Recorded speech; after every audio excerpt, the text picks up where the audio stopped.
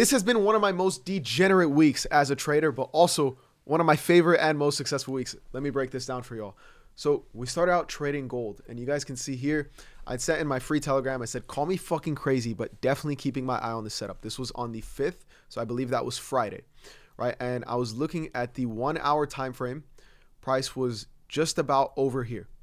And I marked out this level over here because on the lower time frames, I could see how this was respecting this level here to the left, right? So if I look at it, I'm like, this area here pushed us to this high. So this area here respecting that now should give us another push.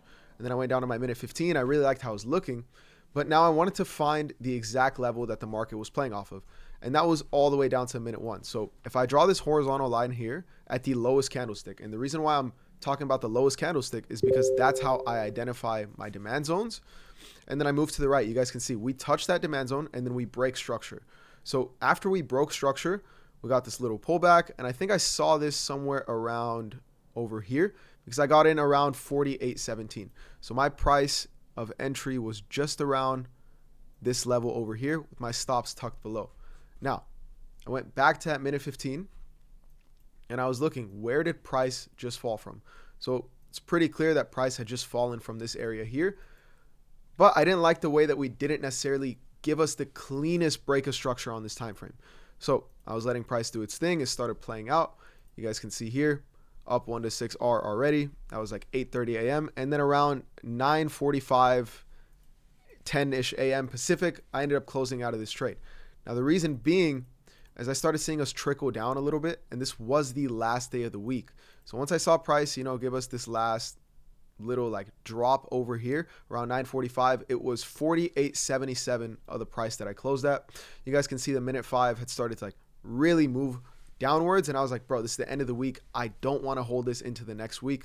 And then boom, called the exit right there, closed. Everybody saw it with me. Moving forward to the next week, I looked at gold, right? This was actually no, so this was now going to be Friday. This is Thursday moving into Friday, and you guys can see I had marked out this low level over here because I saw the way price had started to respect it and then reject. Now, on the lower time frames over here, I clearly point out this. I say, look how price pushed up to create those new highs. So from this area here all the way to here. And then I said, price gives us a minute 30 demand level. That's where it touches. So if I go to my minute 30 and then I mark this out over here, you guys can see this green zone. That's the minute 30 demand. And then it gives us this beautiful hammer candlestick. So I'm like, all right, overall, I'm very, very bullish on gold. I mean, if we look at the daily alone, you guys can see how much gold has just been rallying up. And then we finally had this huge pullback. So I was already anticipating like, all right, off of this pullback, I'll probably see this start to rally back up just because of how much we fell versus how much we've been pushing. So I was like, all right, it's pretty undervalued right now. From there, I got in on that minute 30 and I let it ride. I held my targets. My first target was going to be this level here, where I was like, all right, price, if it really is going to move bullish and wants to clear here, then you guys can see price started to just rip upwards, and it was giving me no sign of a reversal. So now I'm on the minute 30 time frame, and I was just like, all right, I'm just going to hold this until I see some sort of structure shift. So then I extended my targets to 49.98, which was right at this rejection level here. But then before the market closed, I wanted to get out, and I actually closed out of this one right around, what was it? Yeah, here it is, 1:10 p.m. on Friday. So right before the market's closed, which is going to be right around where price is right here. Pretty much near those highs, I end up closing out. And that right there is a 1 to 3 risk to reward. Now, those two trades took my 1K account all the way up to 8,500 profit. And I ended up taking out 7,500. Now, this has to be one of the most iconic things I've ever done because I placed a bet on a Super Bowl streaker. And my freaking friend, Alex G, decides to go streak the Super Bowl. And I mean, this is just a masterpiece. Look at this. The guy ran 80 yards across the freaking Super Bowl. And with that, bro, we cash out 22,500 profit. So I took 8,500, 7,500 from that profit. I put it on this bet. So now I walk away with 30 freaking thousand. I'd never even placed a sports bet in my life. I thought I was going to walk out with 22,500. I didn't know that it's what I have plus what I win, meaning that I walked out with 30K. That shit was insane. Look, he ran so far, the football guy had tackled. But then we get back to the trading, right? And I ended up smacking a couple more trades. So you scroll down on this Telegram, you guys are going to see I started to share my outlooks for the week, and I do this every single Sunday. I'm going to leave the link in the description so you guys make sure you don't miss out. It's 100% free. But here we have USD JPY, right? And that was one pair that had left me. Like, I didn't get my entry criteria, and you guys are going to see right here where I'm going to go to the daily time frame because I do my analysis off the daily. I was anticipating price very simple. Like, I call this an ABCD pattern, right? A is where we start. B is how low we pushed. C is going to be our supply or demand level, and then D is just continuing the push. So I didn't reach my C level, so there was no entry for me on this. Right. Up next, I have Euro JPY. This one, absolutely ripping. I mean, look, the sniper dreams up here, right? And so we go to the minute 30 time frame. You guys can see how price breaks structure on the minute 30. Same way we have ABCD on the higher time frame, right? We have A, B, C, D. We just do the same thing on the lower time frame. This will now be point A over here. This is where price broke structure. Point B over here. Point C is going to be the area I wanted to pull back to, which is going to be that supply level. And then point D is going to be that lower low.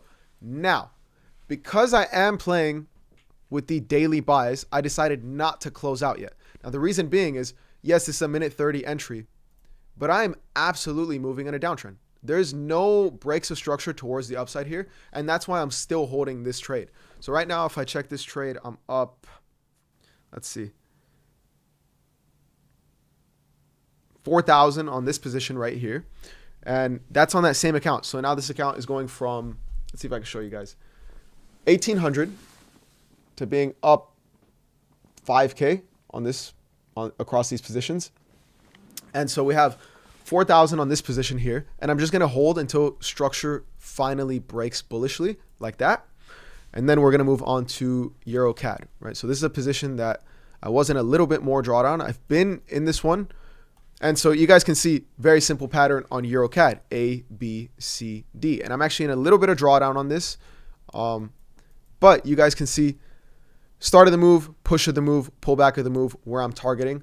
And on the lower time frames, I honestly didn't really drop down much. I just entered off the daily here. I wanted to swing trade this position more.